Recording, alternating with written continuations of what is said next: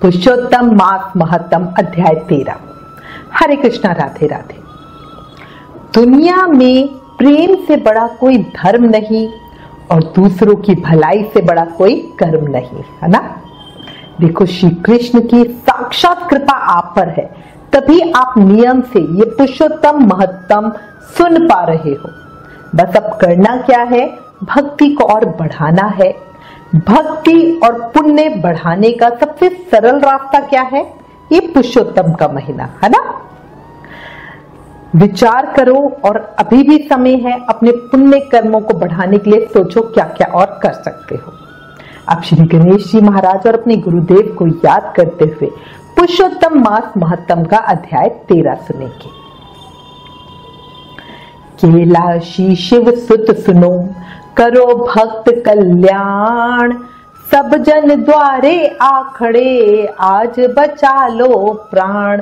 बोलो गणेश जी महाराज की जय। गुरु अमृत है जगत में, बाकी सब विष बेल, सतगुरु संत अनंत है, प्रभु से करा दे मेल। बोलो गुरुदेव महाराज की जय। कल हमने पुरुषोत्तम मास महत्तम के अध्याय 12 में श्री गणेश जी द्वारा वर्णित पुरुषोत्तम मास महत्तम का सुंदर और पावन वृतांत सुना, जो उन्होंने पांडवों और द्रौपदी को सुनाया था। कैसे द्रौपदी के पिछले जन्म में पुरुषोत्तम मास का सेवन ना करने से उसे 5 पति मिले। अब आगे नैमिषारण्य तीर्थ में उपस्थित ऋषि मुनियों ने सूत जी महाराज से पूछा, हे सूत जी, हे महाभाग, हे बोलने वालों में श्रेष्ठ, कृपया हमें ये बताइए कि राजा दृंधनवा ने पुरुषोत्तम मास के स्नान, व्रत और पूजा से क्या प्राप्त किया? उन्हें विशाल राज्य, पतिव्रता स्त्री, पौत्रादि, अनंत सुख और योगियों को भी दुर्लभ भगवान का लोक कैसे मिला? हे तात, आपके मुख कमल से बार बार कथा सार सुनने वाले हम लोगों को अमृत पान कराने वालों के समान कथा अमृत पान से तृप्ति ही नहीं होती। इस कारण से इस पुरातन इतिहास को विस्तार पूर्वक कहिए। हमारे भाग्य के बल से ही ब्रह्मा जी ने आपको हमें दिखलाया है। उनकी बात सुनकर श्री सूत जी बोले, हे विप्र लोगों, श्री नारायण जी ने भी इस पुरातन इतिहास को नारद जी से पहले कहा था। वही इतिहास इस समय मैं आप लोगों से कहता हूं। हे मुनियों, ये पाप नाशक कथा गुरु मुख से जैसे मैंने सुनी थी, वही राजा दृंधनवा की कथा तुमको सुनाता हूं। एक समय भगवान श्री नारायण नारद जी से बोले, हे ब्राह्मण, हे नारद, सुनिए, मैं पवित्र करने वाली गंगा के समान राजा दृंधनवा की सुंदर तथा प्राचीन कथा कहता हूं, मन लगाकर सुनो। है देश का रक्षक, श्रीमान, बुद्धिमान तथा सत्य पराक्रमी चित्रधर्मा नाम का राजा था। उसको दृंधनवा नाम से प्रसिद्ध, अति तेजस्वी, सब गुणों से युक्त, सत्य बोलने वाला, धर्मात्मा और पवित्र आचरण करने वाला पुत्र हुआ। कान तक लंबे नेत्र वाला, चौड़ी छाती वाला, बड़ी भुजा वाला, महातेजस्वी वो राजा दृंधनवा प्रशस्त्र गुण समूहों के साथ पले बढ़े। उन्होंने चारों वेद बड़ी प्रसन्नता और चतुरता के साथ पढ़े। जिस प्रकार भूली बात दोहराने पर भी याद हो जाती है, उसी प्रकार गुरु जी से एक बार सुनने मात्र से इन्होंने सभी वेद याद कर लिए। विद्या अध्ययन करने के बाद गुरु को दक्षिणा देकर और विधि पूर्वक उनकी पूजा करके ये बुद्धिमान राजा गुरु की आज्ञा से अपने पिता चित्रधर्मा के नगर में वापस आ गया। नगर वासियों को आनंदित करता हुआ अपने महल में पहुंचकर अपने पिता को प्रसन्न किया। तब राजा चित्रधर्मा ने अपने मन में विचार किया कि जब पुत्र जवान हो, संपूर्ण धर्म को जानने वाला हो, प्रजा पालन में सामर्थ हो, इससे बढ़कर सार शून्य इस संसार में और क्या है, अर्थात कुछ भी नहीं है। अब मैं 2 भुजा वाले, मुरली वंशी को धारण करने वाले, प्रसन्न मुख वाले, शांत तथा भक्तों को अभय देने वाले श्री कृष्णचंद्र की आराधना करता हूं। जिस तरह ध्रुव, अम्बरीश, शधरती, ययति प्रमुख राजा और शिवी, रंतिदेव, शशबिंदु, भगीरथ, भीष्म, विदुर, दुष्यंत और भरत, पृथु, उत्तानपाद, प्रहलाद, विभीषण आदि ये सब राजा तथा और अन्य राजा लोग भी अनेक लोगों को त्याग कर इस अनित्य शरीर से पुरुषोत्तम भगवान का ध्यान करते हुए विष्णु पद को चले गए। उसी तरह स्त्री, मकान, पुत्र आदि में स्नेहमय बंधन को तोड़कर वन में जाकर श्री हरि का सेवन करना मेरा भी कर्तव्य है। ऐसा मन में निश्चय कर अपने योग्य और सामर्थ पुत्र दृढ़धनवा को राज्य का भार देकर स्वयं विरक्त हो शीघ्र पुलहा ऋषि के आश्रम को चले गए। वहां जाकर संपूर्ण कामनाओं से इच्छा रहित होकर भोजन त्याग कर हर समय मन से श्री कृष्णचंद्र का स्मरण करते हुए तप करने लगे। कुछ समय तक तप करके वो राजा चित्रवर्मा हरि भगवान के परम धाम को चले गए। राजा दृढ़धनवा ने जब अपने पिता की मृत्यु को सुना, उसी समय पिता के परम धाम गमन से हर्ष और वियोग होने से शोक युक्त राजा दृढ़धनवा पितृभक्ति से विद्वानों के कहे अनुसार पिता के क्रियाकर्म आदि कार्य करे। नीति शास्त्र में चतुर राजा दृढ़धनवा अत्यंत शोभित, पवित्र पुष्करावत नगर में राज्य करने लगे। उनकी अच्छे स्वभाव वाली विदर्भ राज की कन्या गुण सुंदरी नाम की धर्मपत्नी थी। पृथ्वी पर रूप में उनके समान दूसरी कोई स्त्री नहीं थी।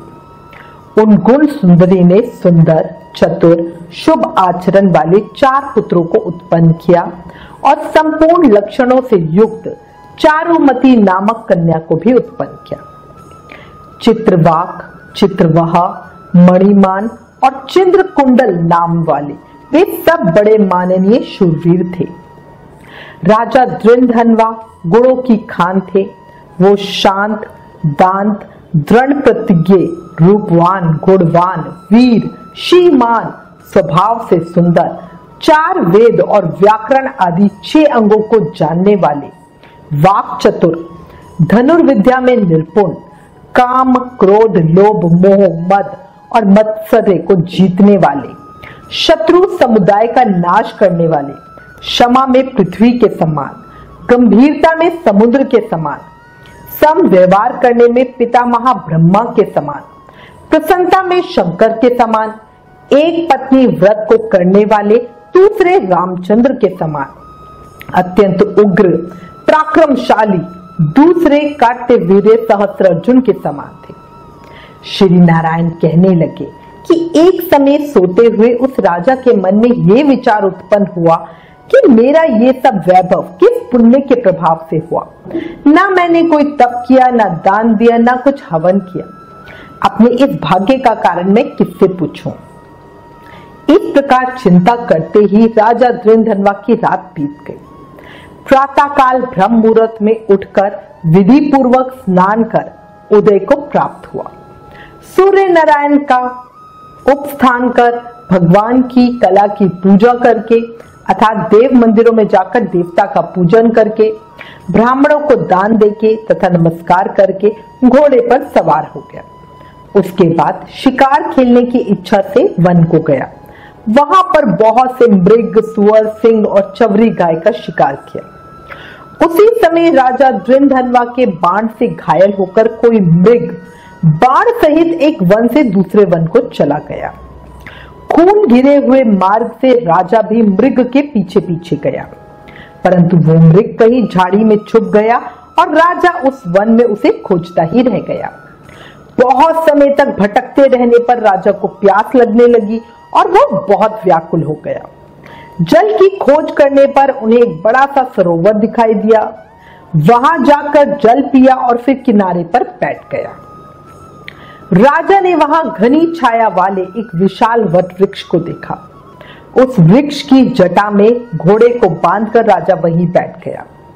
उसी समय वहां पेड़ पर कोई एक परम सुंदर तोता राजा को मोहित करने वाली तुलना रहित मनुष्य वाणी को बोलता हुआ आया और पेड़ पर बैठ गया। वो शुक बार बार एक श्लोक बोल रहा था, तू पृथ्वी में अत्यंत सुख को देखकर सार वस्तु को नहीं विचारता तो कैसे पार पहुंचेगा। ये श्लोक का मतलब था। ऐसे उस शुक के रहस्यपूर्ण वचनों को सुनकर राजा को यही सोच हुई कि बारंबार ये तोता ऐसे वचन क्यों कहता है। क्या ये व्यास देव जी के ज्येष्ठ पुत्र श्री सुखदेव जी तो नहीं है, जो श्री कृष्णचंद्र के सेवक मुझको मूढ़ और संसार सागर में डूबा हुआ देखकर राजा परीक्षित के समान कृपा कर उद्धार करने की इच्छा से मेरे पास आए हैं। इस प्रकार राजा विचार करने लगा। इतने में वहां शिकार में बिछड़ी सेना आ गई। वो तोता तो राजा को उपदेश देकर स्वयं अंतर्ध्यान हो गया। उस शुक पक्षी के वचन को स्मरण करते हुए राजा अपनी पुरी में आ गए। महल में आकर चिंता में डूबे। राजा ने खाना पीना बोलना सोना सब छोड़ दिया। एक दिन राजा के पास एकांत में आकर उनकी रानी गुण सुंदरी उनसे पूछने लगी और बोली, हे पुरुषों में श्रेष्ठ, ये मन में मलिनता क्यों हुई। रानी के बार बार अनुनय करने पर राजा ने कोई जवाब नहीं दिया, क्योंकि राजा तो बार बार तोता के कहे हुए वचनों को समझ में न आने वाले वचनों को याद करके विस्मित हो रहा था। पति के दुख से पीड़ित होकर वो रानी अपने स्वामी की चिंता के कारण को नहीं जान सकी। इस प्रकार चिंता में मग्न राजा का कितना ही समय बीत गया, परंतु संदेह सागर से पार करने वाला कोई भी रास्ता उसे नहीं दिखाई दिया। इतनी कथा सुनने के बाद नारद जी बोले, हे प्रभु, इस तरह चिंता को करते हुए पृथ्वीपति राजा द्विंधर्वा का क्या हुआ सो आप मुझसे कहिए, क्योंकि हे श्रीहरि, निर्मल वैष्णव चरित्र थोड़ा भी यदि सुना जाए तो पापों का नाश करने वाला होता है। इति श्री बृहद नारदीय पुराणे पुरुषोत्तम मास महात्म्ये श्री नारायण नारद संवादे त्रयोदशो अध्याय समाप्त। कल पुरुषोत्तम मास महात्म्य के अध्याय 14 में आगे की कथा सुनेंगे। ये संसार हमको जो लगता है अपना, पूरी तरह झूठ है, बस ये है एक सपना। याद रखना, सबको अपना हरेक काम है, प्रभु नाम सत्य है, बाकी सब नाकाम है। जब हमें पता है सिर्फ कृष्ण ही हमारा सहारा है, तो फिर क्यों हम इस जगत से आस लगाकर बैठे हैं। धर्म और कर्म ही साथ जाएगा, बाकी सब यही रह जाएगा। और हम जग पर तो ज्यादा ध्यान देते हैं पर कर्मों पर नहीं। इसलिए अभी भी समय है, जागो और सोचो। कलयुग में मुक्ति पाना बड़ा सरल है, क्योंकि कहा गया है ना, कलयुग केवल नाम आधारा। सिर्फ नाम जाप करके भक्ति, मुक्ति, शक्ति, प्रेम सब पाया जा सकता है।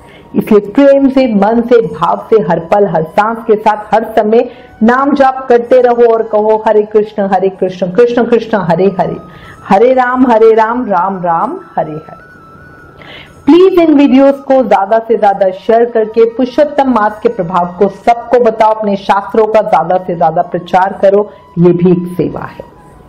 राधे राधे।